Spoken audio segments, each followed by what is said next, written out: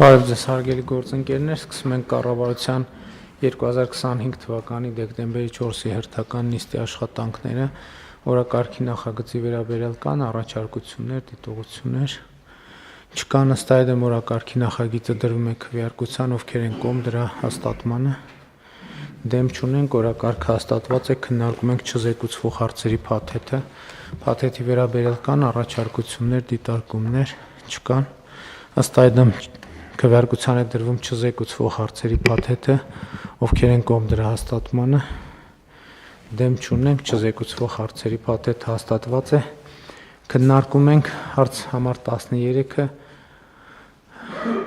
գույքի նվիրատվությունն ընդունելու եւ ամրացնելու մասին հարցը, զեկուցող տարածքային կառավարման եւ ենթակառուցվածքների նախարարի տեղակալ Արմեն Սիմոնյան, համեցեք, պարոն Սիմոնյան։ Շնորհակալություն, մեծարգո պարոն վարչապետ, հարգելի գործընկերներ, ձեր քննարկման եմ ներկայացնում գույքի նվիրատվությունը ընդունելու եւ ամրացնելու մասին կառավարության որոշման նախագիծը, որով առաջարկվում է ընդունել Կոտայքի մարզի Գառնի համայնքի սեփականություն հանդիսացող Կոտայքի մարզ համայնք Գառնի գյուղ Գառնի հողամաս հասցեում գտնվող 0.11 հեկտար մակերեսով հողամասի նվիրատվությունը Հայաստանի Հանրապետությանը։ Դատախազության Կոտայքի մարզի դատախազը գրությամբ դիմել էր տարածքային կառավարման եւ ենթակառուցվածքների նախարարության պետական գույքի կառավարման կոմիտե, տեղեկացնելով, որ դատախազության կողմից իրականացված ուսումնասիրության արդյունքում պարզվել է, որ Կոտայքի մարզի Գառնի համայնքի վարչական սահմաններում գտնվող հողամասի նկատմամբ գրանցվել է համայնքի, ապա քաղաքացու սեփականության իրավունք։ Համայնքի ղեկավարին հասցեագրված միջնորդագրի քննարկման արդյունքում գույքի նկատմամբ վերականգնվել է համայնքի սեփականության իրավունքը։ Հիմք ընդունելով համայնքի հավաքանու որոշումը եւ դատախազության Կոտայքի մարզի դատախազի գրությունը, առաջարկում է ընդունել գույքի նվիրատվությունը Հայաստանի Հանրապետությանը եւ գույքն ամրացնել շրջակա միջավայրի նախարարությանը հետագա ապօրինի օտարումը կամ այլ խախտումները բացառելու նպատակով։ Միաժամանակ, պարոն վարչապետ, նշեմ, որ նմանատեսակ որոշում կա չզեկուցվող հարցերի ցանկում եւ այնտեղ 1.92 հեկտար ընդհանուր մակերեսով հողամասը նույնպես ամրացվում է Պաշտպանության նախարարության կարիքների համար Պաշտպանության նախարարությանը, որը գտնվում է հետևյալ հասցեով, դա Արարատի մարզ, համայնք Մասիս, գյուղ Սայաթնովա, Մասիս Ռանչպար խճուղի 5 հասցեում։ Այսքանը, շնորհակալություն։ Շնորհակալ եմ, պարոն Սիմոնյան, Տիկին Վարդապետյան, կպարզաբանեք, թե դատախազությունը ինչ գործառույթների շրջանակում է կատարել այս գործը եւ որոշ մանրամասներ, համեցեք։ Շնորհակալություն, մեծարգո վարչապետ, կառավարության հարգելի անդամներ,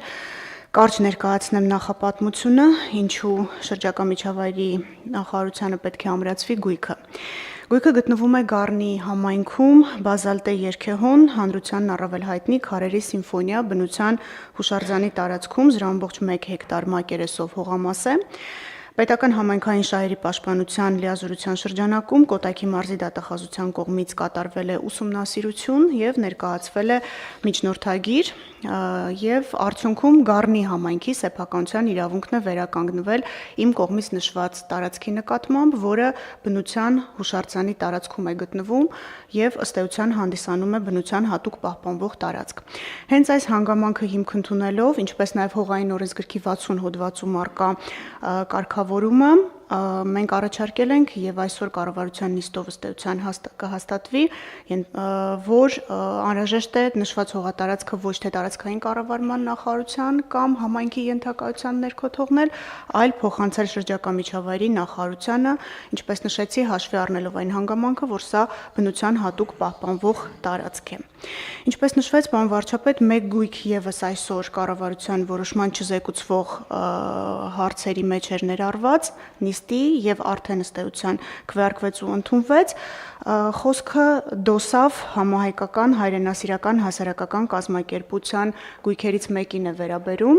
այստեղ էլ կարճ նախապատմություն կա, էլի չչարաշահելով ժամանակը նշեմ, որ 2025 թվականի ապրիլի 27-ի դրությամբ Դատախազությունը դիմել էր պետական գույքի կառավարման կոմիտեին եւ տեղեկացրել, որ նույն թվականի ապրիլի 25-ին այս հասարակական կազմակերպության կենտրոնական խորհուրդը որոշել էր 11 անշարժ գույք վերադարձնել Հայաստանի Հանրապետության։ Հիշեցնեմ, որ քրեական վարույթի շրջանակներում է այս հանգամանքը վերհանվել, որը քննվում է քննչական կոմիտեում, վարույթը դեռևս ընթացքի մեջ է եւ այս գույքերով չի, որ սահմանափակվում է մեր կողմից եւ քննչական կոմիտեի կողմից վիճարկվող ներողություն գույքերի ցանկը, բայց այսօր այս որոշմամբ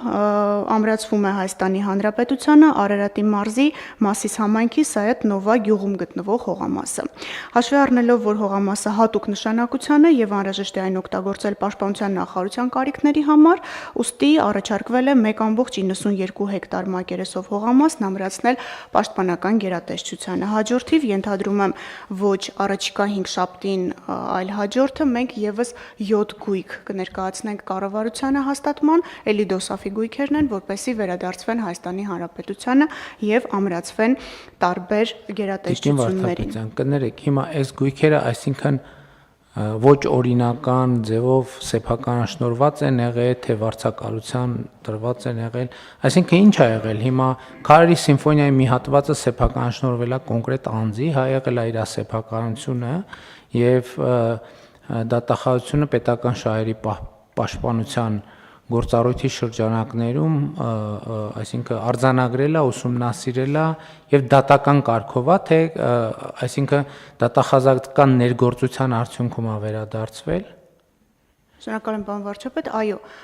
ինչ որ նշեցիք քայլերի հաջորդականությունը։ Այսինքն ներողություն եմ խնդրում։ Քարերի սիմֆոնիայի մի հատված սեփականաշնորհված է եղել, կոնկրետ անձի, ֆիզիկական անձի։ Այո, պարոն վարչապետ, եւ այստեղ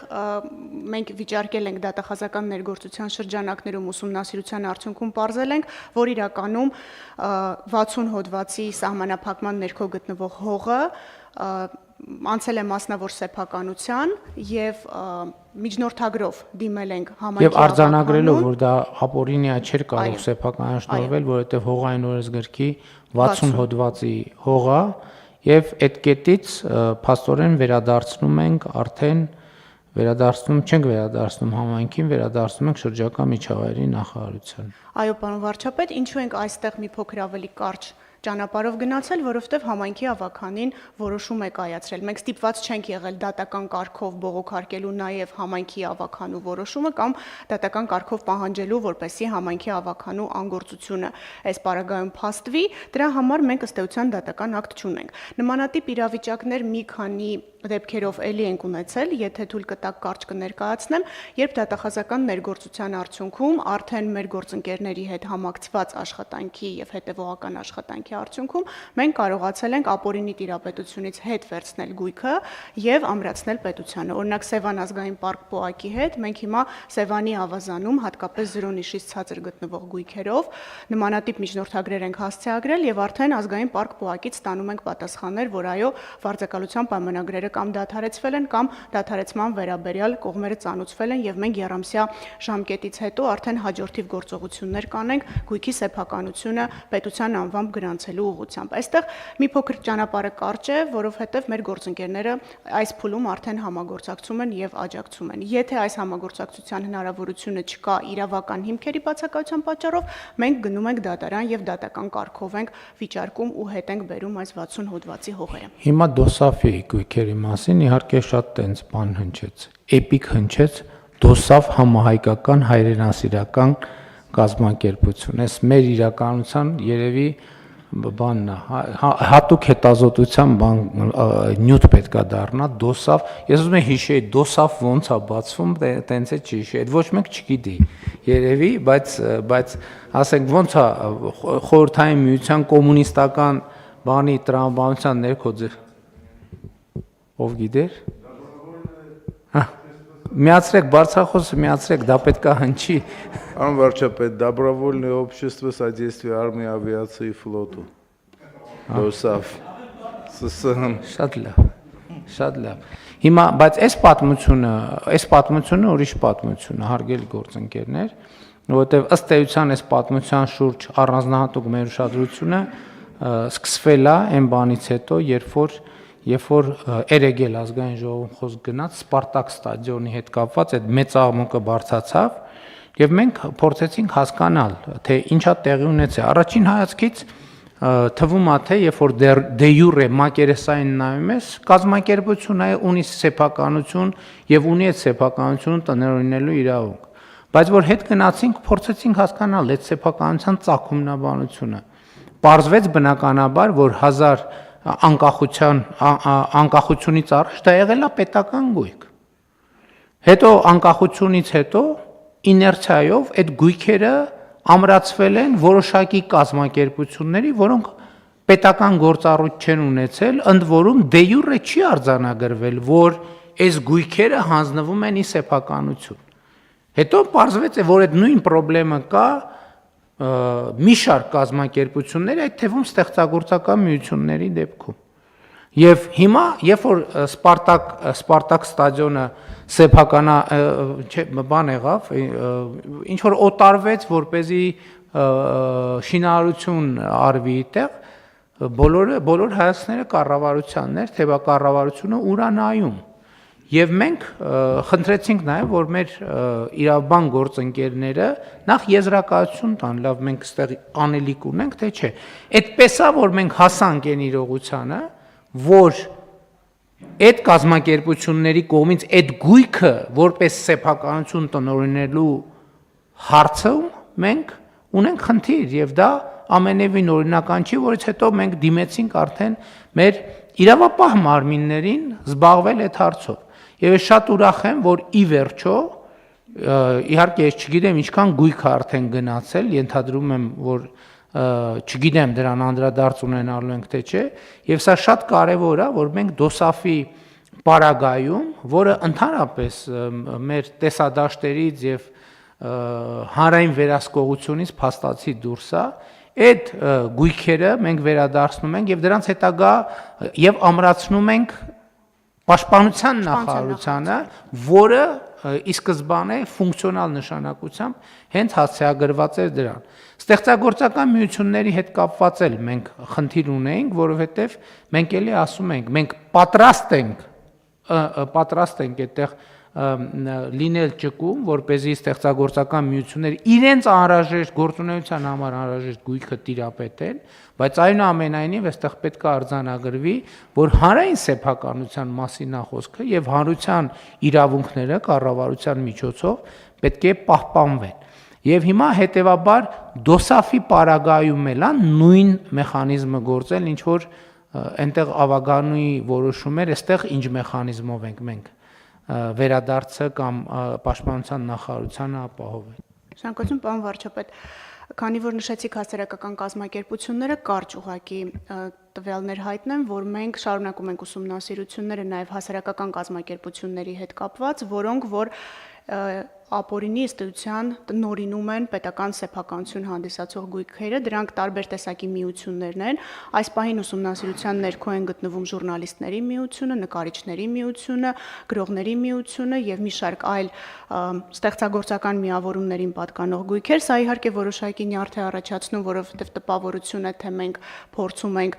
խանգարել այս միությունների աշխատանքին, բայց իրականում մենք աշխատանքի մասով որևէ միջամտություն եւ խնդիրներ չենք ստեղծում։ Մենք ընդհանրապես թույլ չենք տալիս, որպեսզի այս օտարումների շղթան շարունակվի։ Բարեբախտաբար մեր կողմից կատարված ուսումնասիրություններում դեռևս չեն հասցրել մեծ քանակի գույքեր օտարել, ավելի ոնց որ վատ վիճակում է նկարիչների միությունը, մնացածի մասով կարծես թե շատ չենք ուշացել, բայց այստեղ մենք ընդհանրապես խզում ենք այդ հնարավոր կոռուպցիոն շղթան, քանի որ գույքերը չեն օտարվում ուղղակի, օտարվում են այս անձանց հետ փոխկապակցված անձանց եւ ըստ էության հետագայում այդ անձանց կողմից, երբ որ ձեռք են բերվում բավական էժան գներով, շատ ավելի թանկ գներով, մի քանի տասնյակ ու 100 անգամ թանկ, օտարվում են այլ երրորդ անձանց, մենք այս շղթաներն ենք ուսումնասիրում եւ ըստ էության այս պահին թույլ չենք տալիս, որպեսզի օտարումները շարունակվի։ Նույն սխեման DOSAF-ն է, մի տարբերությամբ, պարոն վարչապետ, քանի որ այստեղ իրենք կենտրոնական մարմին ունեն, կառավարման խորհուրդ, կառավարման խորհուրդը որոշել է, որ իր տիրապետումը գույքի նկատմամբ օրինական չէ եւ այս 11 գույքերը իր խորհրդի որոշմամբ որոշել է վերադարձնել Հայաստանի Հանրապետությանը։ Քննչական մարմիններն ու դատախազությունը այս պահին իրականացնում են արդեն իրավական ձևակերպումների հետ կապված գործընթացները եւ ինչպես նշեցի, նաեւ քրեական գործ է քննվում այս հարցի վերաբերյալ, որովհետեւ գույքի նկատմամբ իրենց նախնական իրավունքների գրանցումները օրինական չեն։ Այդ մասին կա նաեւ Վճռաբեկ դատարանի որոշում, որը որ մենք օգտագործում ենք այս հասարակական կազմակերպությունների դեմ մեր հայցերում։ Էլի ուզում եմ ընդգծել, որ ստեղծագործական միությունների հետ կապված շատ բուռն քննարկումներ են բռնկվում երբեմն։ Ստեղծագործական միությունների գործունեությունը որևէ ձևով խոչընդոտելու ոչ մտադրություն, ոչ ցանկություն, ոչ էլ սպառնալիք կա, այդպիսի խնդիր ընդհանրապես չկա։ Խոսքը Հայաստանի Հանրապետությանը եւ հանրությանը պատկանող գույքի պատշաճ կառավարման եւ պատշաճ հարաբերություններ հաստատելու մասին է։ Խնդրեմ Տիկին Անդրեաս։ Շնորհակալություն, պարոն վարչապետ, ես էլ կուզեի ընդգծել, որովհետև մենք շատ բազմազան դաշտի մասին ենք խոսում եւ որպեսզի նաեւ տպավորությունը թյուր չստեղծվի, կուզեմ ասել, որ մենք շատ միությունների հետ եւ նաեւ շատ հասարակական կազմակերպությունների հետ արդյունավետ համագործակցություն ունենք։ Ուզում եմ հիշեցնել օրինակ Սևան մարզական միությունը, որը կարևոր գործունեություն է ծավալում սպորտի ոլորտում եւ հատկապես գյուղական բնակավայրերում երեխաներին սպորտով զբաղվելու հնարավորություններ է ընձեռում եւ մենք օրինակ հրաշալի համագործակցության օրինակ էր, երբ որ Վիկտոր Արչինյանի մարզադպրոցի թեման էինք քննարկում եւ այդտեղ կար նաեւ զուգահեռաբար երկու այլ մարզադպրոցների աշխատանք անելու խնդիր, Գեղակերտի մարզադպրոցը Սևան մարզական հասարակական կազմակերպությանն էր դե ֆակտո նույն կարգավիճակում գտնվում եւ մարզական կազմակերպության հետ մեր համագործակցությամբ իրենց խորհուրդը դա արդեն իսկ նվիրաբերել է պետությանը, որպեսզի այդտեղ մարզադպրոցը բարեկարգվի եւ այդտեղ հետագա աշխատանքները կազմակերպվեն պատշաճ պայմաններում։ Եվ նույնը վերաբերում է նաեւ շատ միությունների, որոնց հետ մենք շատ արդյունավետ աշխատում ենք։ Իհարկե, այստեղ դա չի նշանակում, որ գույքային հարցերը չպիտի կարգավորվեն, բայց ես էլ ուզում եմ վերահաստատել, որ իրենց գործունեության առումով եւ իրենց հետ նաեւ շատ տարբեր ծրագրեր իրականացնելու առումով սա ոչինչ չի նշանակում եւ այդ դաշտում այն աշխատանքը, որը որակյալ է ոլորտի զարգացմանն է տանում, դա իրականացվում է։ Շնորհակալ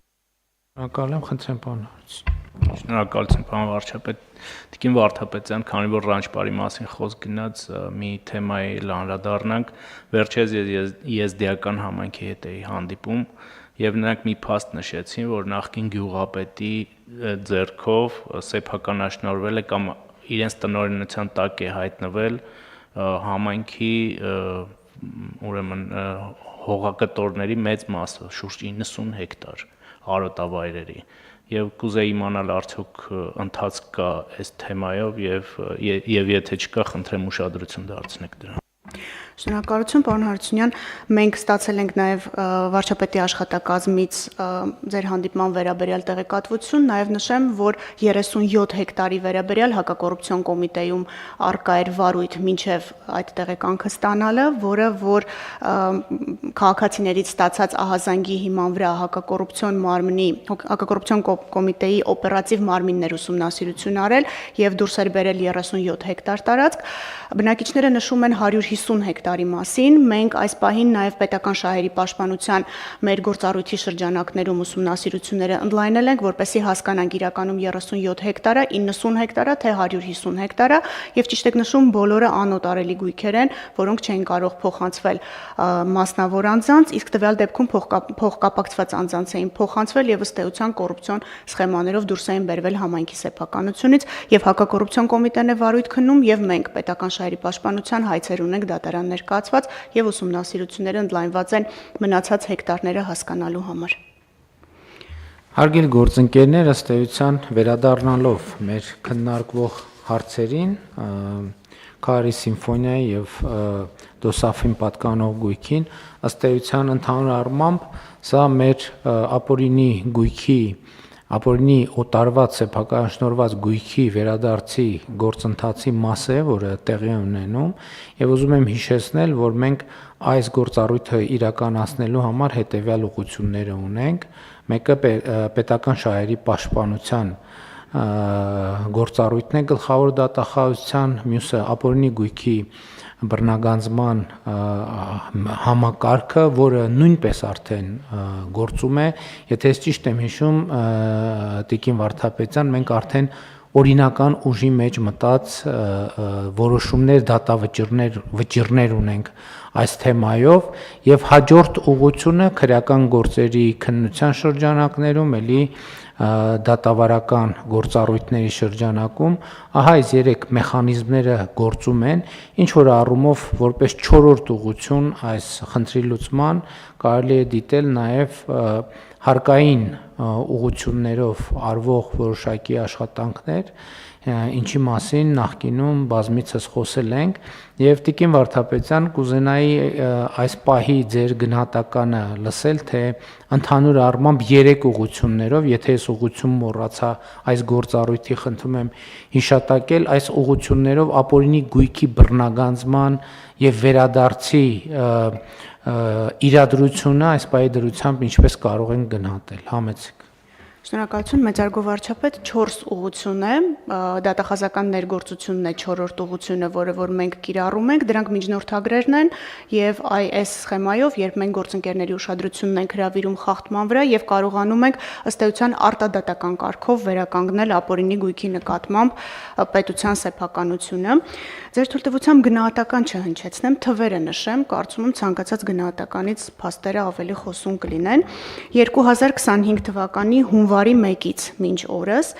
միայն պետական համայնքային շահերի պաշտպանության հայց հարուցելու լիազորության շրջանակում եւ սրան գումարած նաեւ դատախազական ներգործության արդյունքում, երբ մենք արտադատական կարգով ենք կարողանում պետությանը եւ համայնքին գույք վերադարձնել, այս պահի դրությամբ արդեն փաստացի վերադարձված է 174 միլիոն 545 հազար դոլարին համարժեք 66 միլիարդ 250 միլիոն դրամ արժեքով գույք։ Նշեմ, որ մենք այս 11 ամիսների ընթացքում վերադարձրել ենք 3 մանկապարտեզ, վերադարձրել ենք մշակույթի տուն, մարզադաշտ, բնության հուշարձաններ, պուրակներ, հողատարածքներ Հայաստանի գրեթե բոլոր մարզերում, որոնք քառակուսիմետրերով չեն չափվում, հեկտարներով են չափվում, ճիշտ ասած, մեծ ցանկություն ունեի հերթով այդ գույքերը թվարկելու, հետո հասկացա, որ շատ չարաշահեմ ժամանակը, անընդհատ մենք այդ գույքերը հրապարակում ենք, հանրությունը յուրաքանչյուր գույքի մասին տեղեկացված է եւ կադաստրային արժեքի մասին եւ չափի մասին եւ որ վարչական շրջանում կամ մարզում է գտնվում գույքը։ Նաև դրամական միջոցներ են վերադարձվել, դուք նշեցիք քրեական վարույթի շրջանակում վերականգնվող վնասների մասին, հիշեցնեմ, որ անցյալ տարի դեկտեմբերի 5-ին կառավարության որոշմամբ ստեղծվեց վերականգնված միջոցների միասնական հաշիվը, որի վրա վճարվում են բոլոր դրամական վերականգնումները բացառությամբ հարկային ոլորտին վերաբերող վերականգնումներին, որոնք վճարվում են հարկ վճարողների միասնական հաշվին, եւ ուղղակի նշեմ, որ 2024 թվականի դեկտեմբերի 5-ից մինչ այսօրվա դրությամբ 20 միլիարդ 678 միլիոն դրամ փաստացի մուտք ունենք վերականգնված միջոցների միասնական հաշվին։ Սա ընդհանուր առմամբ մեր թվերն են, նշեմ ուղղակի, որ հաջորդ շաբաթ հավանաբար այս թիվը, որ ես նշեցի 66 միլիարդը կավելանա, որովհետեւ մենք անցյալ շաբաթ որոշմամբ 2 մեծ հողատարածք վերադարձրել ենք շրջակա միջավայրի նախարարությանը եւ այս պահին գնահատված ունեինք 5330 հեկտարը եւ դեռևս չենք հասցրել հաշվել 4118 հեկտարի եւ 3620 հեկտարի մասով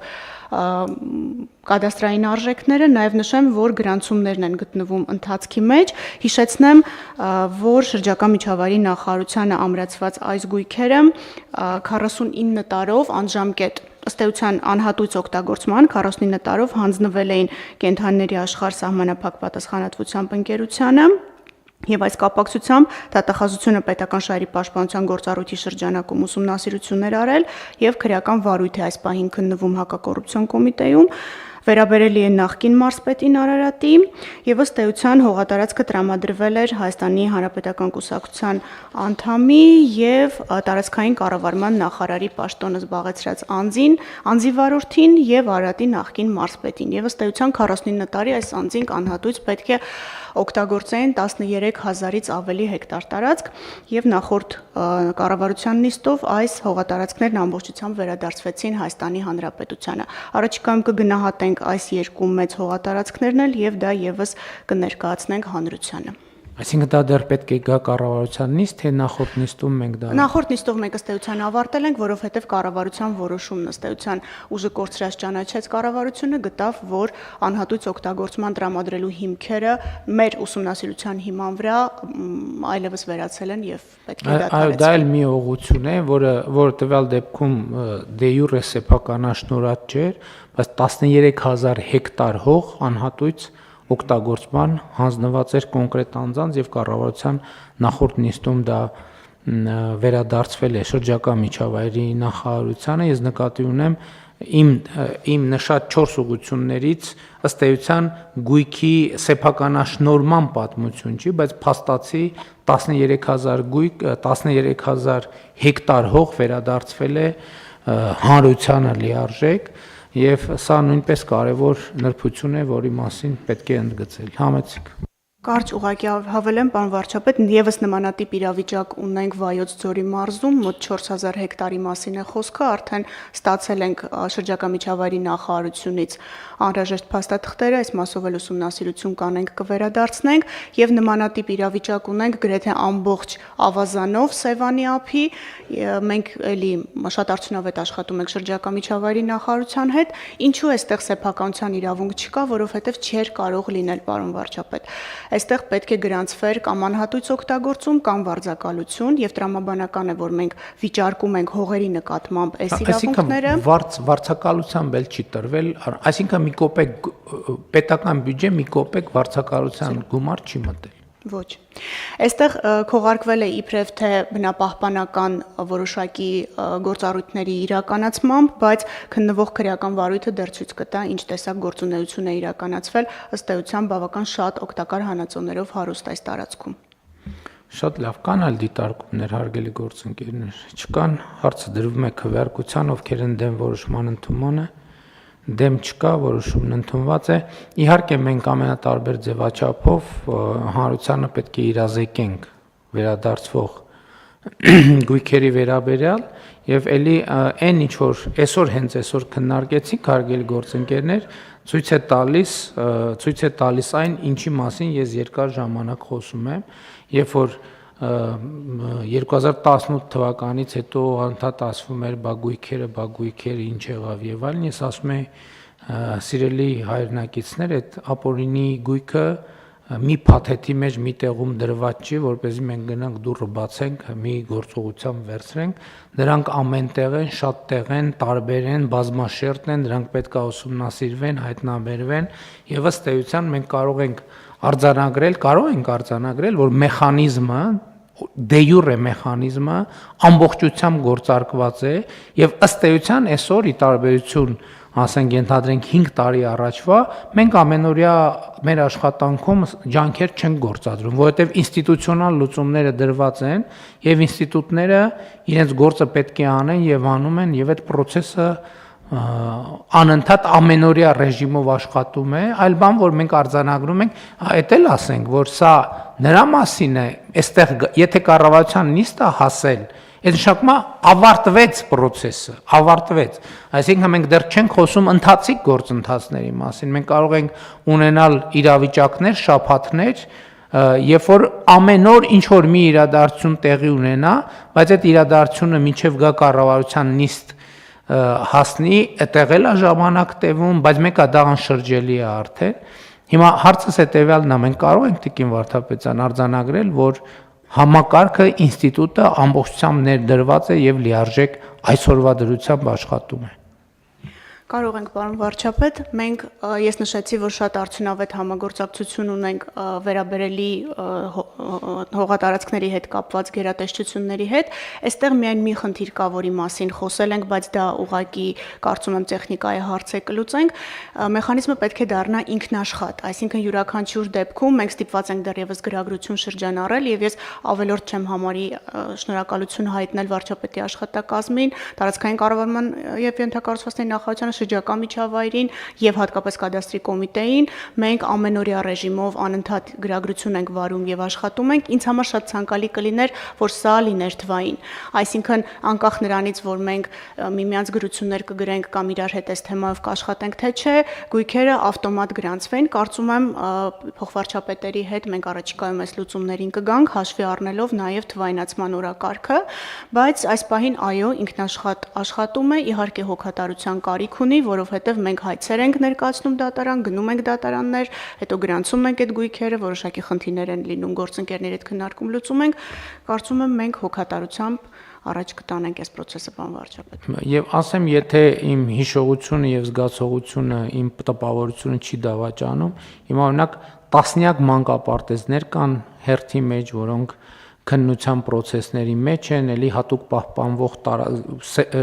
Սևանա լճի ավազանի մասին դուք նշեցիք, այդտեղ հարյուրավոր հողակտորների մասին է խոսքը, որից ամեն մեկի հետևից մենք սկզբունքորեն հատիկ առ հատիկ պետքա գնանք, ինչպես խոստացել ենք, եւ գնում ենք։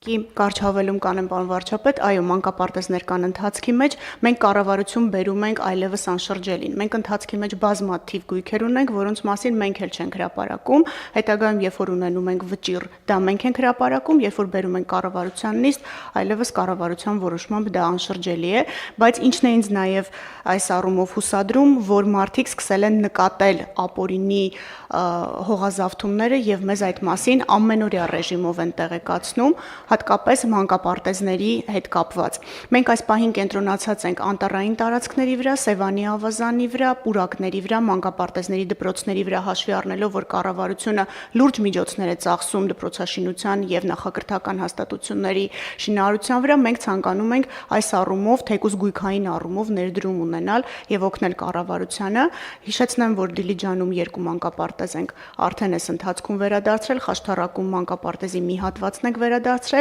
եւ Տավուշի մարզի մի շարք գյուղերից մեկում առողջարան բավական մեծ տարածքով առողջարան է, որը գտնվում է մեր ուսումնասիրության ներքո, ու այս գործընթացը այլևս անշրջելի է, որովհետեւ մարզի դատախազներն էլ ամենօրյա ռեժիմով այս գործընթացն են իրականացնում։ Շատ լավ, շնորհակալ եմ Տիկին Վարդապետյան, հարգելի գործընկերներ, քննարկում ենք հարց համար 53-ը, կներեք, կատարողականի գնահատման պիլոտային համակարգին գումար հատկացնելու մասին հարցը։ Զեկուցող փոխվարչապետ Տիգրան Խաչատրյան, համեցեք պարոն Խաչատրյան։ Շնորհակալություն մեծագույն վարչապետ, հարգելի գործընկերներ, կառավարության նոյեմբերի 27-ի նիստում հաստատվեց գնահատման պիլոտային կարգը, որի նպատակն է առաջնահերթությունների ուղղությամբ կատարողականի գնահատման միջոցով նպաստել պետական կառավարման համակարգի արդյունավետության բարձրացմանը։ Ծրագրի հիմնական սկզբունքը բարձր կատարողականի համար աշխատակիցների նյութական խրախուսումն է, որպես համակարգի արտադրողականության աճը երաշխավորող գործոն։ Սույն որոշումը պիլոտային ծրագրի համաձայն 2025 թվականի առաջին կիսամյակի գնահատման հիմքով պետական մարմիններին խրախուսման ֆոնդի հատկացումն է։ Առաջարկում է յուրաքանչյուր պետական մարմնի համար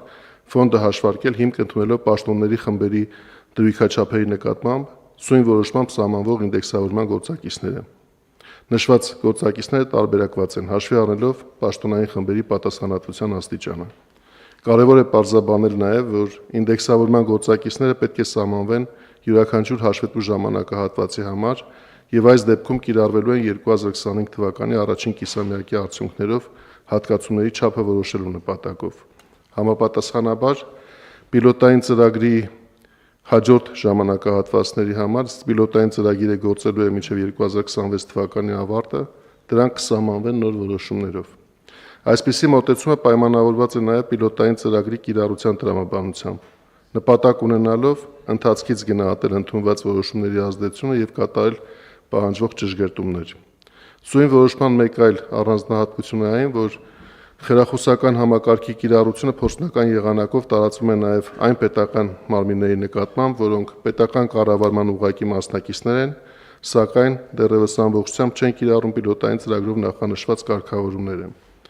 Պիլոտային ծրագրի կիրառության տրամաբանությունը պահանջում է, որպեսզի առաջիկայում հնարավորինս ընդլայնվի այն մարմինների կազմը, որոնք ուղղակիորեն կկիրառեն գնահատման գործիքակազմը, նպատակ ունենալով այն դարձնել աշխատանքի արդյունավետությունը բարձրացնող ուղղակի գործոն։ Սույն որոշմամբ պետական մարմիններին հատկացվող բյուջետային միջոցների հանրագումարը կազմում է մոտ 3.6 միլիարդ դրամ։ Պարոն Խաչատրյան, հարգելի գործընկերներ, ավարտին է մոտենում 2025 բյուջետային տարին եւ ես ուզում եմ արձանագրել, որ մենք մեր կանխատեսումով, այսինքն 25 օր է մնացել, ներողություն եմ խնդրում, բյուջետային տարվա ավարտին եւ մեր գործիքներով եւ կանխատեսումներով մենք տեսնում ենք, որ բյուջեի հարկային եկամուտները կկազմեն, կարող են որոշակի շեղումներ լինել եւ պլյուսով եւ մինուսով 2 տրիլիոն 700 միլիարդ դրամ։ Սա կլորացված ինչ որ թիվ է, եմ ասում, պլյուս մինուսներ դեր կարող են լինել։ Ուզում եմ մեր ուշադրությունը հրավիրել, որ եթե համեմատենք 2017 թվականի բյուջեի հարկային եկամուտների հետ, ինչու 2017 թվականի, որովհետև 2017 թվականը ժողովրդական ոչ բռնի Թավշյա հեղափոխությանը նախորդած տարին է, 2018 թվականի մեծ մասը այնուամենայնիվ եղել է հեղափոխությամբ ձևավորված կառավարության գործունեության շրջան, ահա եթե համեմատենք այս տարվա բյուջեի հարկային եկամուտները 2017 թվականի փաստացի տեղի ունեցած հարկային եկամուտների հետ, այս տարվա բյուջեի ավելացած հատվածը համեմատած 2017 թվականի հետ ավելի է,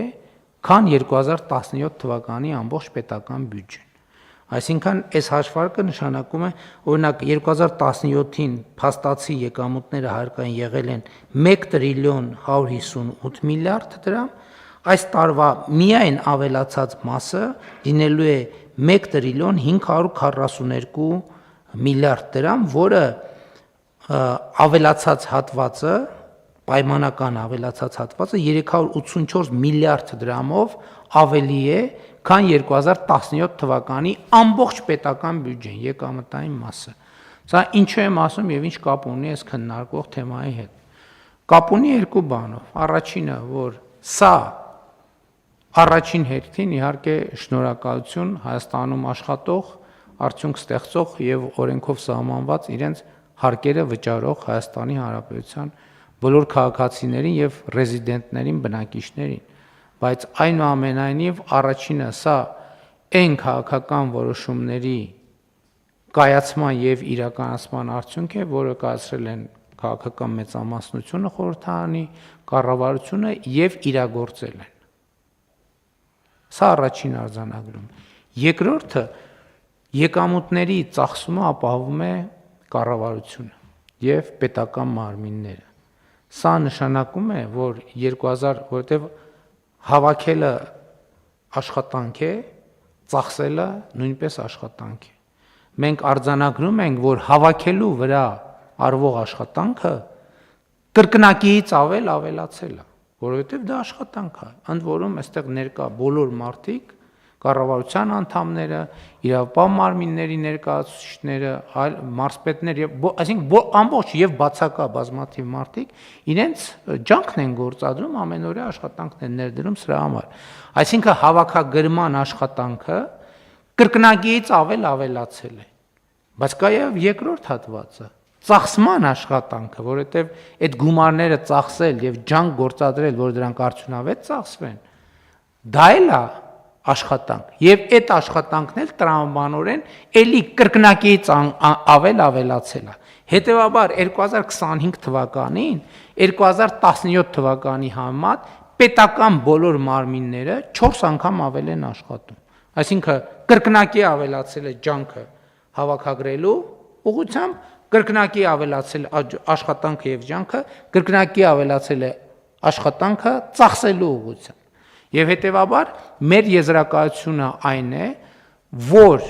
ընդ որում շատ կարևոր է արձանագրել, որ էլի 2021 թվականից 2025 թվականը մինչև 26 թվականը վստահ ենք այդտեղ որևէ խնդիր չկա,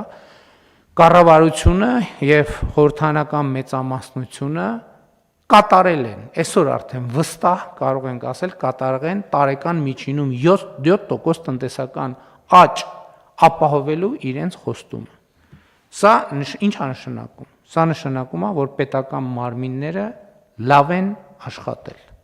Սա մեր իրականության մեջ եւ առավել եւս իմ կողմից հաճախ հնչող գնահատական եւ նախադասություն չէ, բայց ինչքան էլ ես քննադատաբար վերաբերվեմ, ես ինքս պարտավոր եմ առերեսվել այս իրականությանը, սա չի նշանակում, որ մեր աշխատանքը անթերի է, ընդհակառակը մեր աշխատանքի մեջ կան բազմաթիվ թերություններ, բայց երբ որ մենք այդ թերությունների հետևից գնում ենք, տեսնում ենք, որ այդ թերությունների մի զգալի մասը կախված է այդ թվում այն իրավիճակի հետ, երբ որ մենք ներդրումներ չենք անում կառավարման որակի բարելավմանը, պետական մարմիններում աշխատանքը առավել գրավիչ դարձնելու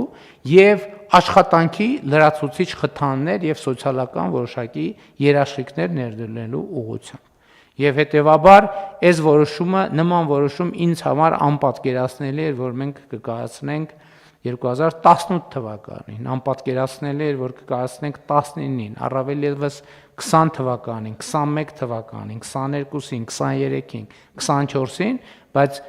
ինձ համար ակնհայտ է, որ մենք նման որոշում չենք կարող չկայացնել 2025 թվականին, որովհետև եթե մենք նման որոշումներ չկայացնենք, այդ նշանակում է, որ Հայաստանի զարգացման ճանապարհին առկա մի կարևոր խոչընդոտ հրաժարվում ենք վերացնել։ Դա այն է, որ պետական մարմիններում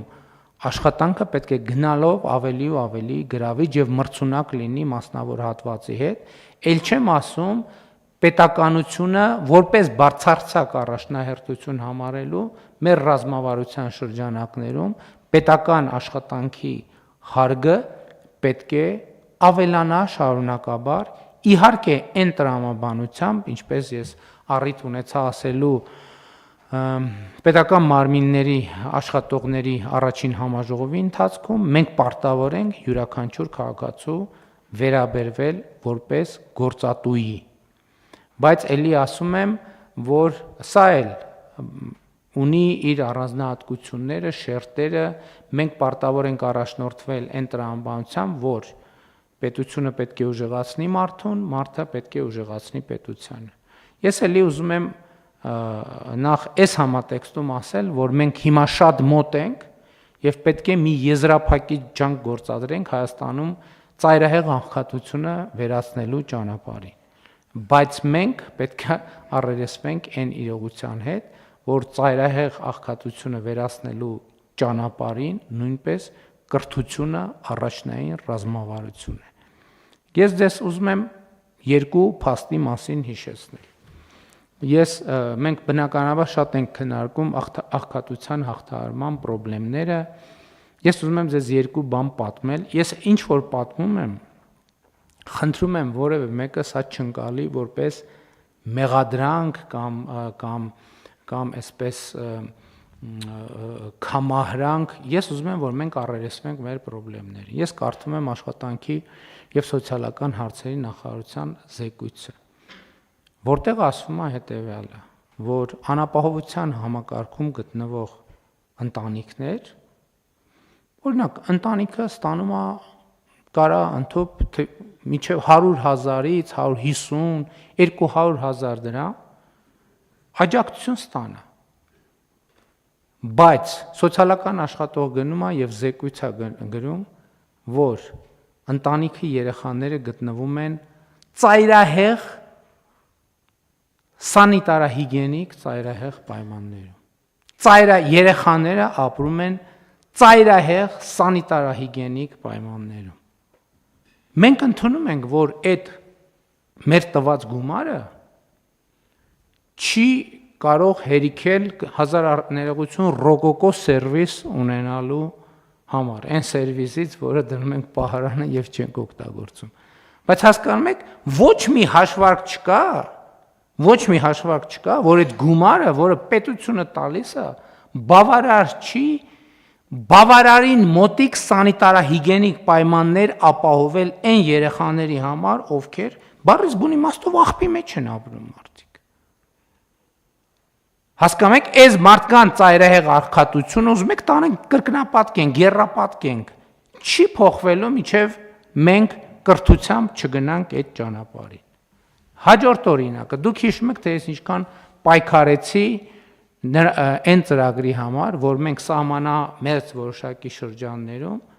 հին եւ անարդյունավետ այգիները, ով որ տանտերը համաձայնա, հողամասերը համաձայնա, ամբողջը հողամասը մաքրում ենք, պետական միջոցներով, բանի սերտիֆիկացված տնկին տնկում ենք, կաթիլային ոռոգումը քաշում ենք, բանը ջրի հավաքման համակարգ անում ենք, ծառերը տնկում ենք, եւ այլն, եւ այլն, եւ այլն։ Ես վերջերս իմացա, որ մի քանի այգիներ չորացել են։ Ինչ են չորացել։ Պարզվում է հողամասի տերը այդ վինտիլը բանը մի հատ փական կա, որ ամիսը 3 անգամ ուղղակի սենց մի հատ գործողություն պետք է աներ, էլի հասկանում եք, սենց մի հատ գործողություն է, սենց է փականը, պետք է գար սենց աներ։ Չի արել այդ գործողությունը։ Հասկանում եք, փական է, կաթիլային ոռոգման, մի հատ սենց է, պետք է գնար ամիսը 4 անգամ, պետք է աներ սենց։ Չի արել այդ գործողությունը։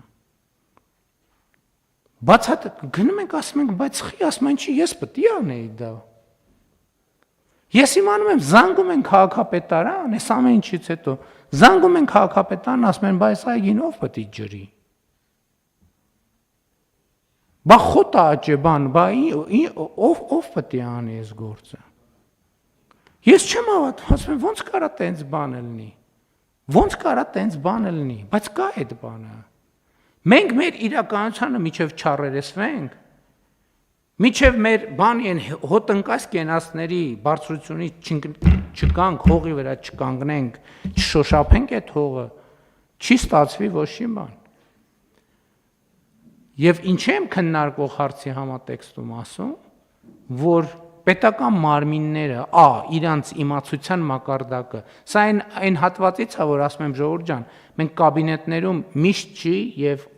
այնքան էլ շատ տեղեկություն չենք ստանում մեր իրականության մասին։ Մեր իրականությունը պետք է ճանաչենք, մենք ի վիճակի պետք է լինենք այդ իրականությունը վերլուծել եւ այդ իրականությունից բխող գործողություններ անել, եւ այս որոշումը նրա մասին է, որ մենք միջև հիմա 2017-ի համեմատ աշխատում ենք 4 անգամ ավել, սրանից հետո 2017-ի համեմատ պետք է աշխատենք 8 անգամ ավել։ Որպեսզի մենք այս խնդիրները կարողանանք, որովհետև ես չգիտեմ, ես որպես Հայաստանի Հանրապետության վարչապետ, որ այդ ծրագրի հեղինակն է, որը ինչը այն չեմ արել, որ քաղաքացին այս գործողությունը անի։ Հասկանում եք, բառից բունի չեմ չափազանցնում։ Պետք է ամիս 4 անգամ այս գործողությունը աներ։ Այսինքն հետո էլ փակեր, որ ջուրը բան, մենակ չբացեր էլի, 2 գործողություն, 1, 2։ Ինչը նենց չեն կարել, մի հատ բացատրեք, խնդրում եմ, ինչը նենց չեմ արել ես, որ քաղաքացին այս գործողությունը չի արել, ես չեմ կարող հասկանամ դա։ Կարող եմ մենք էլ ինչ-որ բան այն չեն կարել։ Գուցե պետք է նախապես բայց հիմա էլի մենք մեր սխալների կամ տեղի ունեցածի վրա պետք է սովորենք։ Պետք է զանգենք, հիշացնենք կամ գուցե կրթական ակնհայտ է, որ մենք պետք է ինչ-որ տրեյնինգի ծրագիր պետք է անենք։ Որտեվ երբ որ ասում են կաթիլային ոռոգում, դա չի կարող է մարդիկ ընկալել են, թե դա լրիվ ինքնաշխատ համակարգ է կամ չգիտեմ ինչ։ Բայց ես նկատի ունեմ, մենք սենց խնդիրներ, բայց ես սա չեմ, ելի եմ ասում, ես սա չեմ ասում որպես մեղադրանք, որովհետև մեղադրանքը անիմաստ է։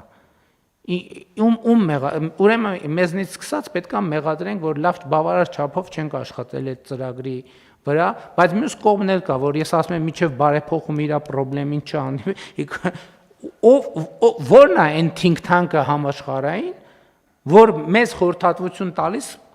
պետք է առանձին մեր ասես գիտեք ինչ հատուկ բան է պետք, որ այս գործողությունը տեղի ունենա։ Չկա տենց բան, բայց այս մեր իրականությունն է։ Այս մեր իրականությունն է եւ ես որևէ անիմաստ է մեզ էլ ինքնախարազանում էլ չանենք, ուրիշին էլ չմեղադրենք, մենք պետք է աշխատենք։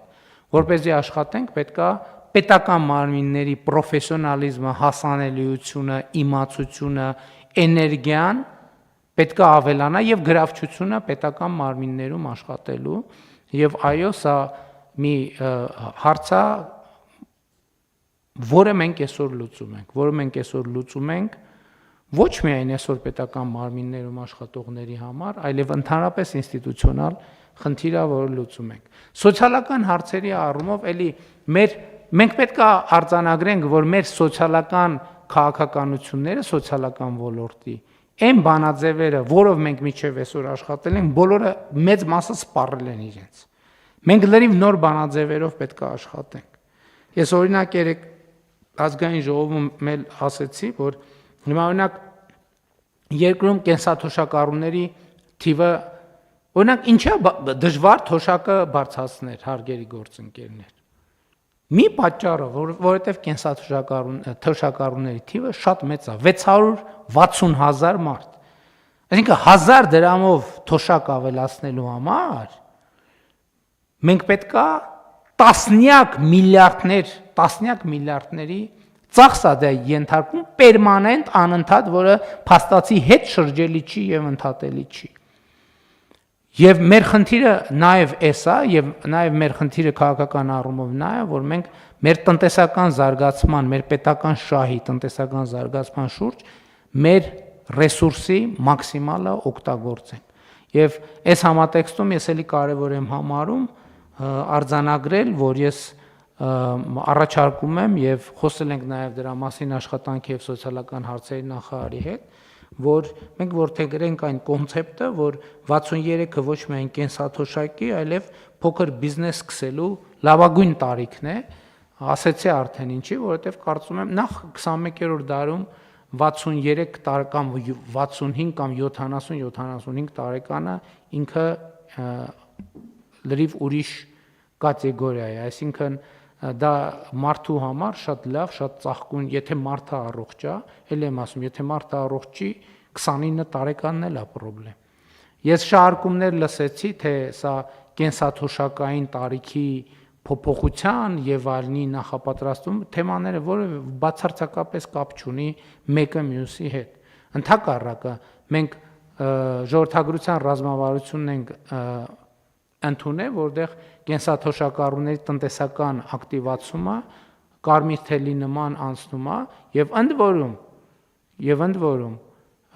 կենսաթոշակային տարիքի մարդկանց կյանքը առավել ակտիվ, առավել բովանդակային դարձնելու մասին է այս ամեն ինչը եւ այս ամեն ինչը էլի մենք որ խոսենք մեր ռազմավարությունները մենք մյուս տարի հույս ունեմ կառավարության առաջին նիստում կընդունենք մեր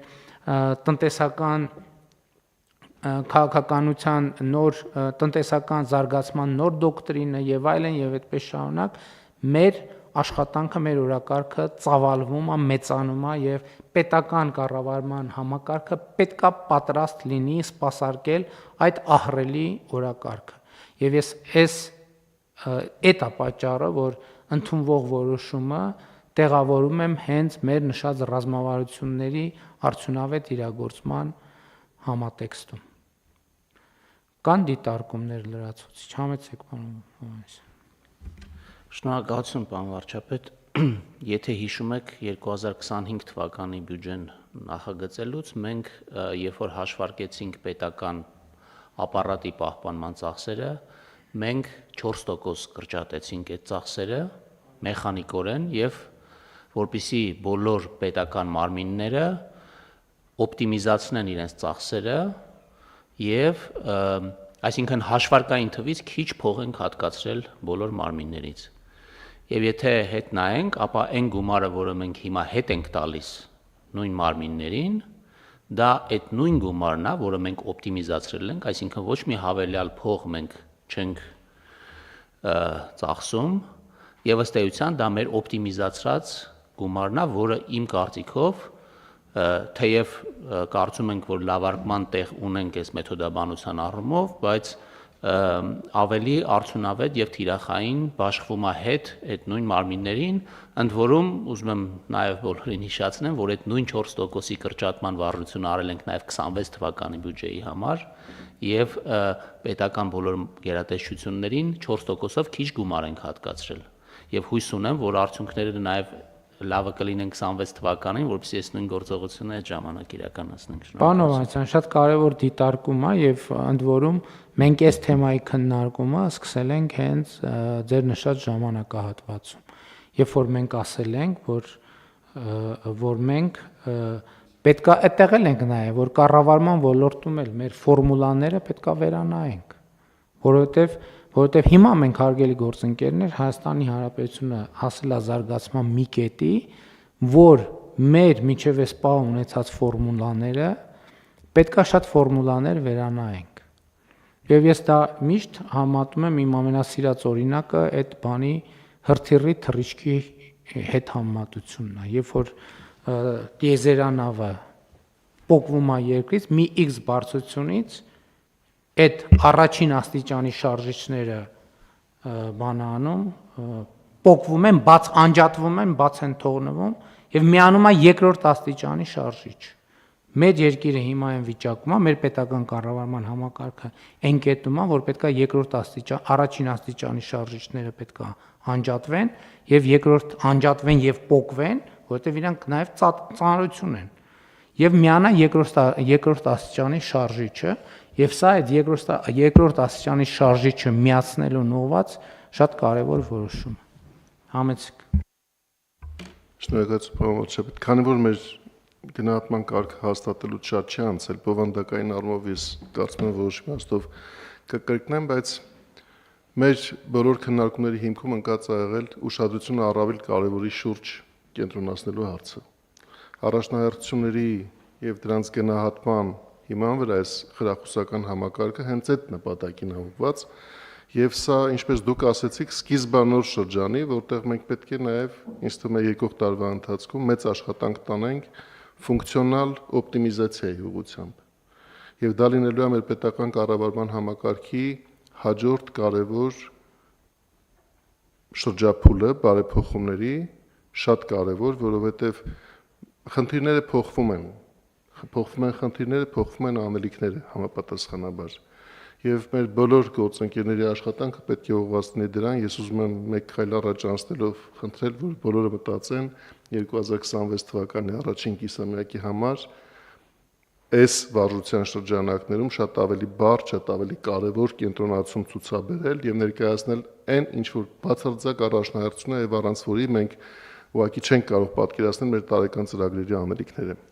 Եվ մեկ խնդրանք էլ, պարոն Վարչապետ, ես կխնդրեմ, որ երբ որ հաստատենք այս որոշումը, մեկ օր խմբագրելու համար ժամանակ տաք, մինչև ստորագրության ներկայացումը որոշակի խմբագրական աշխատանք պետք է արվի։ Շնորհակալ եմ։ Պարոն Խաչատրյան, քանի որ այդ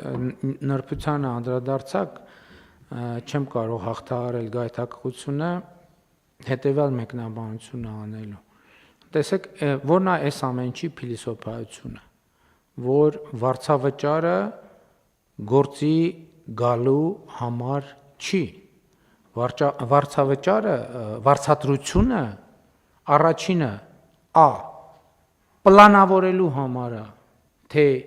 ինչ եմ անելու ես այդ օրը, այդ շաբաթ, այդ ամիս, այդ կիսամյակում աշխատանքի գալով եւ ի վերջո հետո հետահայաց իսկ ինչքանով արեցի այն, ինչ որ հստակ պլանավորված էր եւ արձանագրված էր որպես առաջնահերթություն։ Այս երկու բանաձևերի համադրությամբ էլ տեղի է ունենալու եւ ելի եմ ասում, սա մի բանաձև է իմ համոզմամբ, որը ես էլի կիսեցի, իհարկե մի քիչ այլ դիտանկյունից պետական մարմինների աշխատողների առաջին համաժողովում, որ այս process-ի թիվ 1 շահառուն Հայաստանի Հանրապետության քաղաքացին է, ով պետքա իր կյանքում զգա այս գործընթացի կոնկրետ արդյունքները, այսինքն ինչքան պոզիտիվ եղավ քաղաքացու զգացողությունը, այնքան էլ դա կարտահայտվի պետական մարմինների աշխատանքների գնահատման համակարգում եւ համոզված ենք, որ այդպես էլ տեղի կունենա։ Շատ լավ, առաջարկում եմ քվեարկել հարցը, ովքեր են դեմ որոշման ընդունմանը, Դեմ չկա, որոշումն ընդունված է։ Քննարկում ենք հարց համար 16-ը, ներողություն։ Խառնել է ես։ Հա, չէ, ներողություն ստեղել կա կատարողականի գնահատման պիլոտային համակարգին գումար հատկացնելու մասին, թե վրիպա կա։ Ատեստավորման ծրագրի կատարմանը գումար հատկացնելու մասին հարցը զեկուցող կրթության, գիտության եւ մշակույթի եւ սպորտի նախարար Ժաննա Անդրեասյան։ Սխալ է վերնագիրը գրած։ Համեց։ Շնորհակալություն, մեծարգո վարչապետ, հարգելի գործընկերներ։ Կառավարության ծրագրի կարևոր թիրախներից էր ուսուցիչների մասնագիտական զարգացման եւ վարձատրության բարձրացման փոխկապակցված համակարգներ դնել, որը կարող էր մի կողմից խրախուսել ուսուցիչների կողմից սեփական գիտելիքների եւ հմտությունների շարունակական զարգացումը, մյուս կողմից դրա դիմաց վարձատրության վերանայման նշանակալի հնարավորություն կտար եւ այս մեխանիզմի կարևոր բաղադրիչը կամավոր ատեստավորումն է, որը փորձնական կարգով ներդրել ենք 2021 թվականից, դա այդ տարում, որը փորձնական էր, հասանելի էր 7-ից 12-րդ դասարանների 7 առարկաները դասավանդող ուսուցիչների համար։ Հաջորդող տարիներին զարգանալով ըստ էության 2023 թվականից է, որ համակարգը հասանելի դարձավ բոլոր դասարանների բոլոր առարկաները դասավանդողների համար։ Ատեստավորման համակարգը հասանելի դարձավ նաև տվյալ պահին ուսուցիչ չաշխատող անձանց համար, որոնք ուսուցիչ աշխատելու պահանջներին համապատասխանում էին։ Եվ 2021-ից 24 թվականներին կամավոր ատեստավորման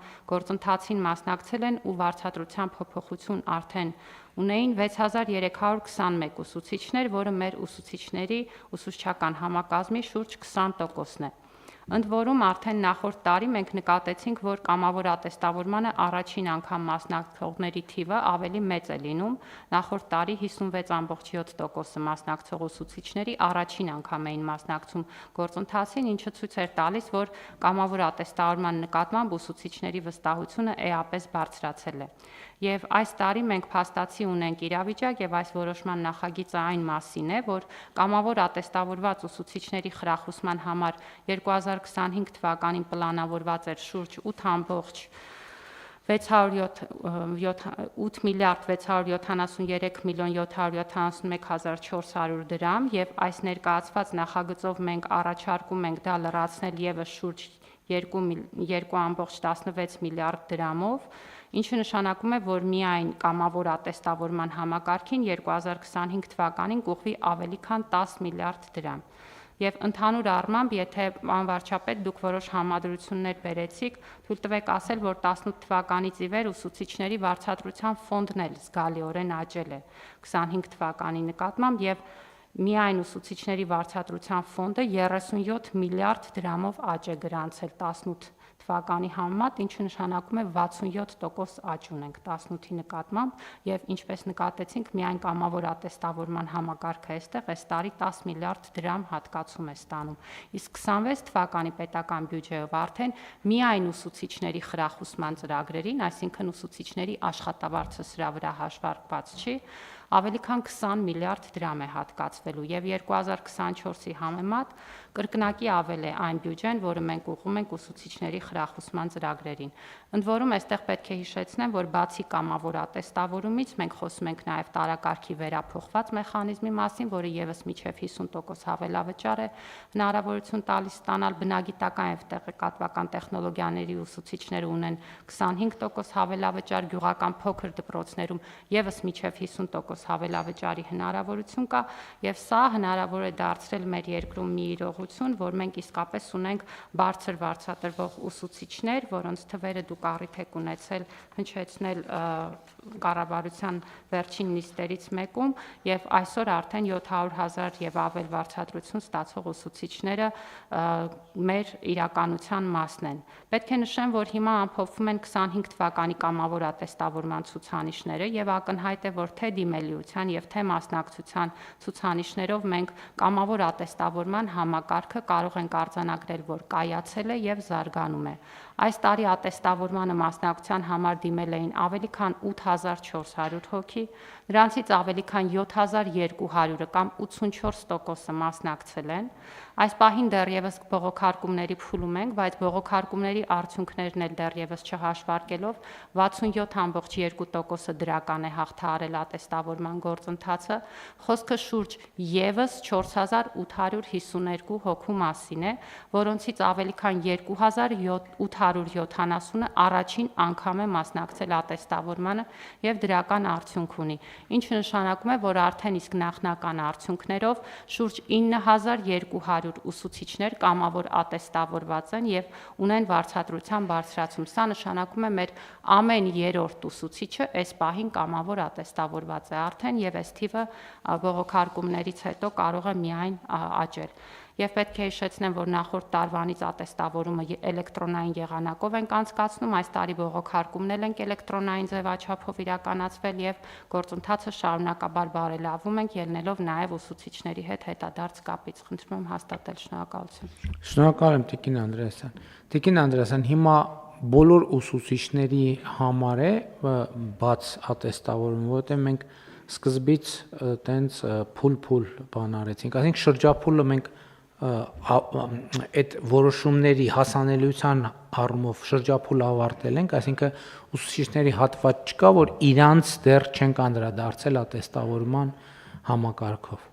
Ոչ, պարոն վարչապետ, բոլոր ուսուցիչներին հասանելի է, ես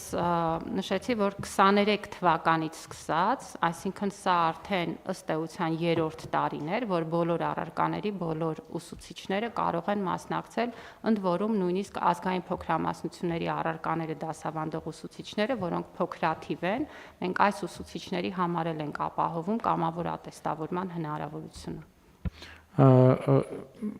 Իհարկե, հարգելի գործընկերներ, արդեն ասվեց, ես հասկացա, որ մենք նման ցուցանիշ նախկինում չենք ունեցել, երբ որ ատեստավորման շրջափուլում դրական արդյունք արձանագրեցների այդքան մեծ թիվ լինի, որովհետև ես հիշում եմ, ի սկզբանե շատ փոքր թվերից, հիմա 59% ասեցիք, հա, որ դրական են։ 67.2% 67, սա նշանակում է, որ պրոցեսները լրջացել են, այսինքն ուսուցիչները իրենք էլ ավելի պատրաստված են գալիս, որը հենց այդ փաստով, որ ուսուցիչները ավելի շատ ժամանակ են տրամադրում իրենց արդեն իսկ մեր կրթական որակի վրա ունենալու է պոզիտիվ ազդեցություն, որովհետև իմ ընկալումն է նա, որ հնարավոր չէ սովորեցնել առանց սովորելու։ Այսինքն սա շատ կարևոր հանգամանք է։ Իհարկե նաև էդ էլ պետք է ասենք, որ ատեստավորման համակարգի հետ կապված մենք շարունակաբար նամակներ, դիմումներ, բողոքներ ստանում ենք։ Մենք այդ բոլոր բնականաբար այն ուսուցիչների կողմից հիմնականում, ովքեր ատեստավորման դրական շեմը չեն հաղթահարել, մենք պետք է հարգանքով, սիրով, հոգատարությամբ վերաբերվենք ամեն մի ահազանգի, ամեն մի բողոքի, բայց արդյունքում սկզբունքայնությունը պետքա ճշգրիտ պահվի, որովհետև եւ իհարկե մենք պետքա ուղեկցենք մեր բոլոր սիրելի ուսուցիչներին, որպեսզի համոզվենք, որ կառավարությունը բավարար ջանք է գործադրել, որպեսզի մեր սիրելի ուսուցիչները կարողանան այդ հնարավորությունից օգտվեն եւ աջակցենք, որպեսզի իրենք կարողանան այդ շեմերը հաղթահարել ավելին, քան հաղթահարել են նախորդ փուլում։ Ընդ որում մեր ռազմավարական նպատակադրումը ես ուզում եմ հիշեցնել, հարգելի գործընկերներ, մենք ինչ ենք ասել ենք, որ ատեստավորման մի շրջափուլ, երբ որ կավարտենք, եւ այն պահից հետո, երբ որ մեր համակարգում կաշխատեն միայն ատեստավորված ուսուցիչներ կամ գուցե թե դա շատ հեռու է դեռ, մի X փուլի մենք պետք է ատեստավորման երկրորդ շրջափուլը անցկացնենք, որը ելի կապահովի ուսուցիչների աշխատավարձի հետագա ավելացում։ Եվ մենք սրանից հետո պետք է արձանագրենք, որ այլևս ուղակի տենց ավտոմատ ինքնաբերաբար, որոշ դեպքեր իհարկե հաշվի առնելով, որովհետև կարող ենք որոշ ԲՏՃՄ ուղղություններով արդեն տենց որոշում կայացրել ենք, բայց մեկ ռազմավարական հեռանկարում մենք պետք է որոշումները կայացնենք հենց այս տրամաբանությամբ, որպեսզի լրացուցիչ խթաններ ստեղծենք, որպեսզի մեր սիրելի ուսուցիչները ավելի շատ ժամանակ տրամադրեն իրենց մասնագիտական հմտությունների եւ կարողությունների թարմացմանը, որովհետեւ գիտելիքը, գիտությունը, մեթոդները անընդհատ փոխվում են, նոր մեթոդներ կան եւ պետք է ամեն ինչ անել, որպեսզի այդ հասանելիությունը ապահովվի։ Այս փուլում մենք դեռևս այդ գիծը չենք հատել, առայժմ կմնանք ատեստավորման այս տրամաբանության մեջ, որովհետև մենք նաև հիմա քննարկում ենք որոշումներ, թե ինչպես անենք, որպեսզի էլի հնարավորություններ ստեղծենք այն ուսուցիչների համար, ովքեր 3 անգամ թե 2 անգամ, 2 անգամ չեն հաղթահարել, այսինքն մենք մտածում ենք, թե ինչպես անենք երրորդ հնարավորությունը նույնպես ստեղծելու համար, բայց էդ էլ պիտի իմանանք, որ լավ, երրորդ հնարավորությունը կարող ենք ստեղծել, լավ, կարող է ինչ-որ մի իրավիճակով էլի հնարավորություն ստեղծել, բայց մի X պահի այս process-ը պետք է կանգնի, որովհետև հակառակ դեպքում դա տենց կլինի ինքնանպատակ, ոչ թե ինքնանպատակ, այդ կետի վրա կկանգնենք ու չենք կարողանա առաջ գնալ, բայց սա լրիվ առանձին խոսակցության թեմա է, այնպես որ մենք այս որոշմամբ ինչքան 10 միլիարդ, հա, 10 միլիարդ դրամ ենք հատկացնում, որպեսզի ատեստավորված երկու լրացուցիչ, այսինքն տարվա արդյունքներով կլինի ինչքան։ Մենք արդեն նախատեսել էինք շուրջ 8.7 միլիարդ դրամ եւ այս պահին հատկացնում ենք 2.16 միլիարդ, այսինքն ընդհանուր 11 միլիարդին մոտենում ենք։ Այո։ Հա, շատ լավ, խնդրեմ պարոն Հովհաննիսյան։ Պարոն վարչապետ, իմ ընկալմամբ, երբ որ մենք ատեստավորման համար հավելյալ գումար ենք վճարում ուսուցիչներին, մենք ֆիքսում ենք այսօրվա իրանց կարողությունների եւ գիտելիքների մակարդակը եւ դրա համար հավելյալ վճար ենք տալիս եւ ելնելով այն սկզբունքից, որ բոլորը պետք է շարունակաբար բարելավեն իրենց կարողությունները, ես կարծում եմ, որ հետագա փուլերում, որը դուք նշեցիք, մենք գուցե դիտարկենք նաև այն իրավիճակը, որ մարդիկ եթե հետագայում չատեստավորվեն, իրենց աշխատավարձը չմնա այն մակարդակի վրա, որը ատեստավորման հետևանքով բարձրացել է, որովհետև դա կնշանակի, որ մարդիկ, որոնք շարունակաբար չեն բարելավում իրենց գիտելիքները, իրանց արդիականությունը կարող են կորցնել։ Եվ այդ մյուս փուլերի մասին, որը դուք նշեցիք, ես կառաջարկեի այդ հարցն էլ ինչ-որ մի կետում քննարկել։ Պարոն Հովհաննիսյան, մենք նախընտրում ենք պոզիտիվ խոսույթներով հարցին մոտենալ, մենք ձևակերպում ենք այդպես, որ հետագա փուլերում ուսուցիչները ատեստավորման միջոցով իրենց աշխատավարձը էլի ավելացնելու հնարավորություն կունենան։ Մենք ուսուցիչների աշխատավարձները հետ իջեցնելու պլաններ չունենք, ես ուղղակի բացառում եմ այդպիսի որևէ ուղղակի բացառում եմ, նման բան չի կարող լինել։ Համեցեք։ Շնորհակալություն, պարոն վարչապետ, ես պետք է հիշեցնեմ, որ մեր բոլոր այն ուսուցիչները, որոնք մասնակցում են ատեստավորմանը եւ հաջողություն չեն գրանցում, պետությունը նրանց համար կազմակերպում է վերապատրաստում եւ այդ վերապատրաստումը ֆինանսավորվում է պետության կողմից եւ այդ վերապատրաստումը ուղղված է նրան, որպեսզի մեր ուսուցիչները մասնագիտական աջակցություն ստանան, բարելավեն իրենց գիտելիքները եւ հաջորդ փուլին ատեստավորմանը մասնակցելով կարողանան ավելի բարձր արդյունքներ գրանցել եւ այսօր մեր մասնակցած բազմաթիվ ուսուցիչներ հենց այդ ուսուցիչներն են նաեւ, ովքեր վերապատրաստվել են պետության աջակցությամբ եւ այսօր արդեն հաջողություն ունեն։ Երկրորդ բանը, ինչ կուզեի ասել, պարոն վարչապետ, կամավոր ատեստավորումը իսկապես առաջ է բերել շարժում ուսուցչական համայնքի ներսում, ըստ առարկաների ձևավորվում են տարբեր խմբեր, ուսուցիչների ցանցեր եւ ուսուցիչները նաեւ միասին քննարկելով մասնագիտական հարցեր, որը իրականում հենց սովորելու թերևս լավագույն միջավայրն է,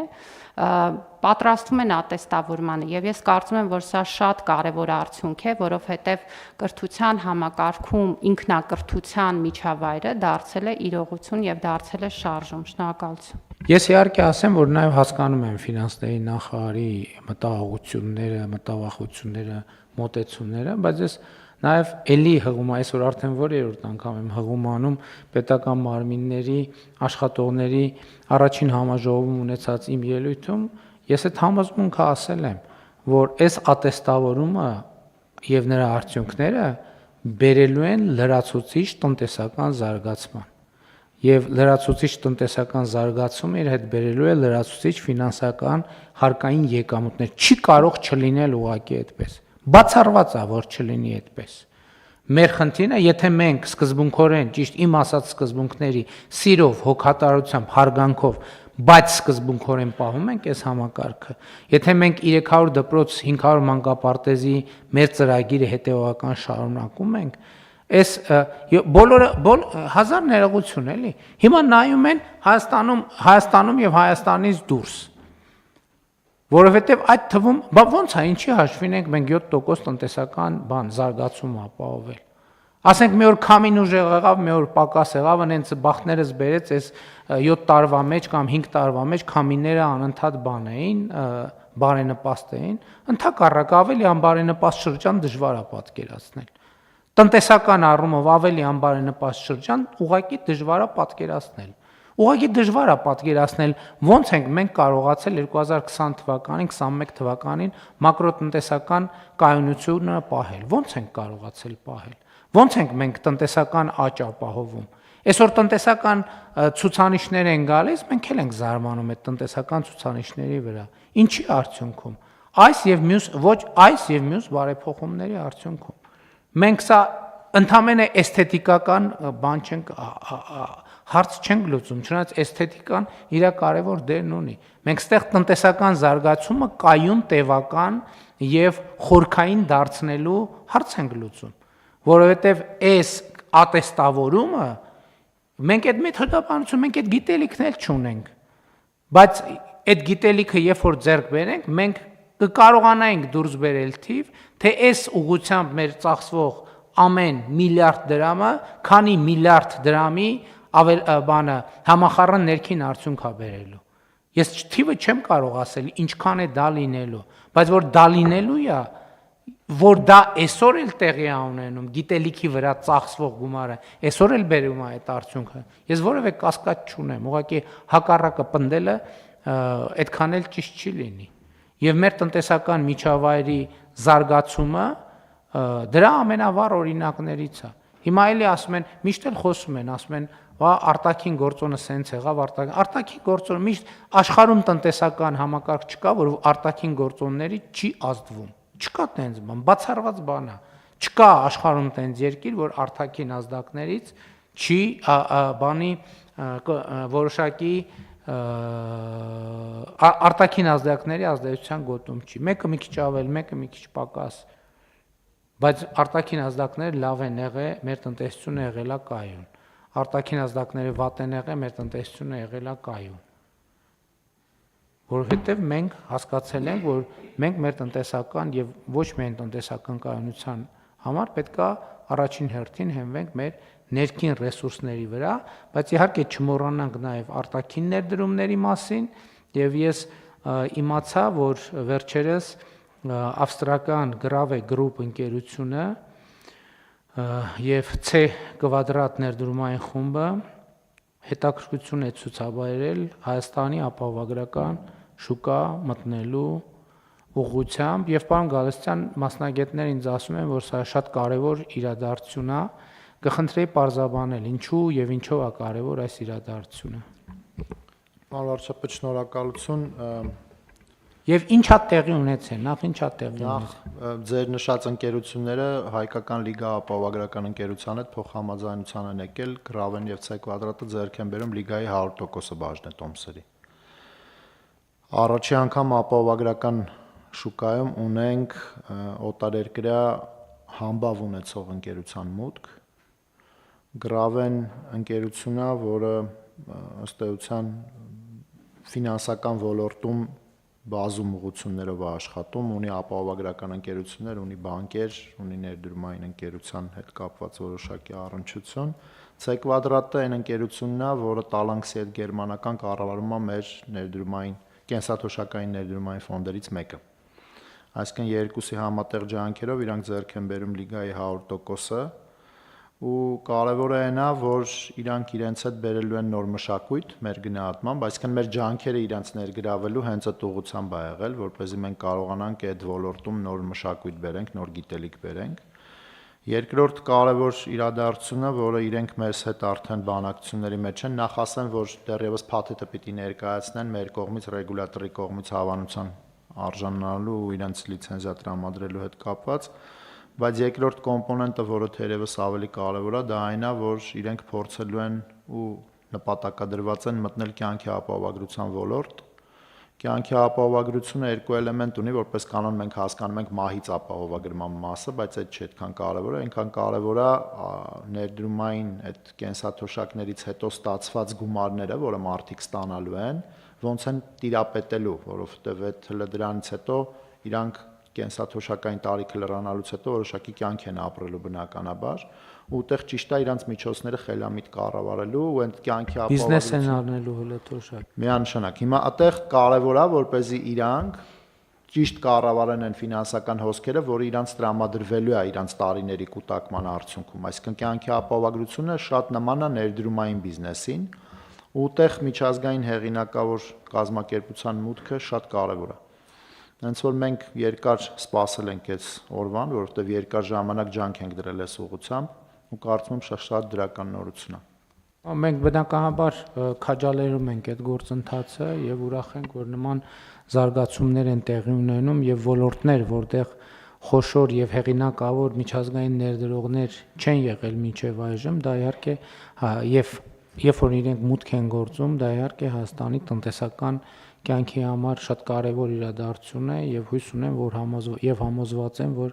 գործընթացները դրական հունի ներքո կընթանան եւ նաեւ մեր քաղաքացիները նման մասշտաբի ընկերության եւ գործիքակազմի մուտքը իրենց բարեկեցության զարգացման իմաստով կնկատեն մոտ ապագայում։ Կան այլ լրացումներ այս թեմայով, համեցեք։ Ես հարց ունեմ Տիկին Անդրեասյանցից, գաղտնիք չի, որ վերջին տարիներին նամանավանդ մշտապես եւ նամանավանդ վերջին տարիներին մենք շատ ենք խոսում հատկապես մի քանի առարկաներով մանկավարժների թվի հետ կապված խնդիրների մասին եւ թե տարակարգերի համակարգը եւ թե կամավոր ատեստավորումը մի կողմից գալիս է ըստ արժանվուն գնահատելու մեր մանկավարժների աշխատանքը, բայց մյուս կողմից իմ պատկերացմամբ նաեւ մեկ այլ կարևոր խնդիր է գալիս լուծելու, դա մանկավարժի իբրև մասնագիտություն աշխատանքի նկատմամբ գրավչության ավելացումն է։ Ուզում եի հասկանալ արդեն իսկ վերջին տարիներին նախարարության եւ կառավարության ներդրած համակարգը արդեն տեսանելի որոշակի տեղաշարժ դրական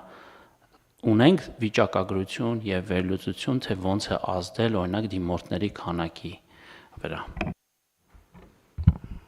Իհարկե ունենք վիճակագրություն, որտեղ պետք է հիշեցնեմ, որ մենք նաև առանձին աջակցության ծրագիր այդտեղ ենք արել եւ կրթաթոշակի չափ ենք սահմանել բնագիտական ուղղություններով մանկավարժական ծրագրերով սովորողների համար ամսական 70,000 դրամ եւ սկսած երկրորդ տարվանից, եթե առաջադիմությունը ավելի բարձր է, մինչեւ 77,000 դրամ։ Ընդունելության ցուցանիշները ցույց են տալիս, որ իսկապես բավականին զգալի աճ ունենք ու եթե աղետալի թվեր ունեինք, ասենք ֆիզիկայի ուսուցիչ դառնալու համար առաջինից 4-րդ կուրսերում 7 հոգի էին սովորում, հիմա արդեն խոսում ենք այն մասին, որ նույնիսկ մրցութային ընդունելություններ են գրանցում այս ծրագրերով եւ սա նաեւ պետության այդ հետեւողական քաղաքականության արդյունքն է, բայց մենք նաեւ դա տեսնում ենք ուսուցիչների թվերի մեջ։ Նախորդ տարի մենք հրապարակեցինք, որ համակարգում 3300 նոր ուսուցիչ ունենք, իրենց մեծ մասը միջև 40 տարեկան մարդիկ են, ովքեր ունեցել են հնարավորություն գնալ դպրոց, ժամանակին այդ որոշումը չեն կայացրել, որովհետև չեն համարել դա գրավիչ, եւ այսօր պետության այս քաղաքականությունները այդ մարդկանց բերում են դպրոց։ Եվ հիմա օրինակ հաճախ են դեպքերը, որ բնակավայրում ուսուցիչը ամենաբարձր վարձատրվող մարդն է, եւ սա ինքնին խոսում է մանկավարժի մասնագիտության գրավչության օբյեկտիվ բարձրացման մասին։ Իհարկե բազմաթիվ այլ գործոններ էլ կան, ուսուցչի աշխատանքը օբյեկտիվորեն դժվար աշխատանք է, յուրաքանչյուր գումար միևնույն է պիտի ուղեկցվի այլ հանգամանքներով, բայց ձեր նշած դինամիկան նույնպես կա, պարոն Հայրապետյան, եւ դա ցույց է տալիս, որ ճիշտ ճանապարհին ենք։ Պարոն Հայրապետյան, հարգելի գործընկերներ, ուզում եմ հիշեցնել, որ երբ որ մենք նախագծում էինք կամավոր ատեստավորման համակարգը, մենք ընդգծում էինք, որ դա մենք անում ենք ոչ միայն մեր գործող սիրելի եւ հարգելի մանկավարժների սոցիալական երաշխիքների համակարգը ամրացնելու, այլև մանկավարժի մասնագիտությունը առավել գրավիչ դարձնելու համար, որպեսզի մեր իրականությունից այն նախադասությունը, որը հիմա կասեմ, ունենա հստակ պատասխան։ Այդ իսկ նախադասությունը հետեւյալն է, ես որոշել եմ ուսուցիչ դառնալ, բայց հիմա ո՞նց եմ ապրելու։ Մեր պատասխանն է, որ լավ եք ապրելու։ Այսինքն, եթե մարդը որոշել է լինել ուսուցիչ եւ ուսուցիչ է, բառի այն իմաստով, որ բոլորս հասկանում ենք, ուրեմն ինքը պետք է ապրի լավ։ Եվ այսօրվանից այդ հնարավորությունը ստեղծված է եւ մենք համոզված ենք, որ ուսուցիչները այդ հնարավորությունից կօգտվեն։ Հարգելի գործընկերներ, 16-րդ հարցը պիտի քվեարկենք դեռ, չէ՞, ճիշտ հասկացա։ 16-րդ հարցը դրվում է քվեարկության, ովքեր են դեմ որոշման ընդունմանը, դեմ չկա, որոշումն ընդունված է, մեր նիստի օրակարգը սպառված է, նիստը ավարտված, շնորհակալություն։